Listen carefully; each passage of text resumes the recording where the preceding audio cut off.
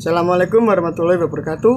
Perkenalkan, nama saya Sata Pratama Wiyarja dari Prodi Pendidikan Bahasa dan Sastra Indonesia.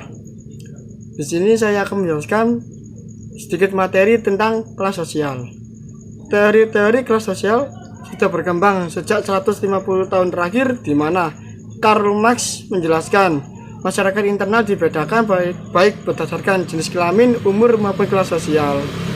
Perbedaan-perbedaan ini berada pada tingkat makro, yaitu kelompok luas yang dapat dikelompokkan. Marx mendefinisikan mereka yang kapitalis sebagai yang mempunyai alat produksi, sedangkan mereka yang menjual tenaga kerja kepada kaum kapitalis disebut kaum proletariat, yaitu kaum yang berada di bawah kaum kapitalis. Perbedaan-perbedaan kelas sosial dengan cara hierarki yang berarti memiliki tingkatan-tingkatan kelas sosial yang berwujud pada kelas rendah, kelas menengah maupun kelas tinggi. Perbedaan-perbedaan kelas sosial juga dapat dibedakan berdasarkan pendapatan ekonomi. Contohnya seperti orang yang berpendapatan tinggi dapat membeli apa saja yang dia inginkan, seperti membeli mobil, rumah, baju, dan juga dapat melanjutkan ke jenjang pendidikan yang lebih tinggi. Tentu saja jelas berbeda dengan orang-orang yang berpendapatan kurang, yang untuk membeli kebutuhan sehari-hari masih tidak mampu. Tingkatan jenjang pendidikan juga merupakan salah satu faktor kelas sosial. Perbedaan pola pikir, apa saja yang mereka pelajari, dan cara tutur mereka antara pelajar SMP dan SMA jelas berbeda. Atau mungkin seseorang yang tidak sekolah dengan orang yang bersekolah pun berbeda. Kelas sosial juga berdasarkan teori fungsionalisme, merupakan pandangan tingkatan berdasarkan pekerjaan yang mereka kerjakan dan membentuk entitas baru. Contohnya seperti dalam lingkungan tentara, ada seorang pemimpin dan bawahan atau prajurit yang sama-sama membentuk entitas seseorang aparat negara. Jelas berbeda, jabatan itu mempengaruhi pendapatan ekonomi dan tingkat kelas sosial. Berdasarkan karakteristik lingkungan sosial dapat mempengaruhi kelas sosial. Mereka yang hidup dalam lingkungan sosial yang tinggi akan gaya hidup dapat mempengaruhi mereka yang semula gaya hidupnya sederhana. Contohnya seperti ketika seseorang berada dalam lingkungan sosial seorang yang mewah, maka secara tidak langsung akan mengikuti pola lingkungan mewah tersebut. Kelas sosial berdasarkan kehidupan sekitar dapat mempengaruhi pola pikir dan tuturan.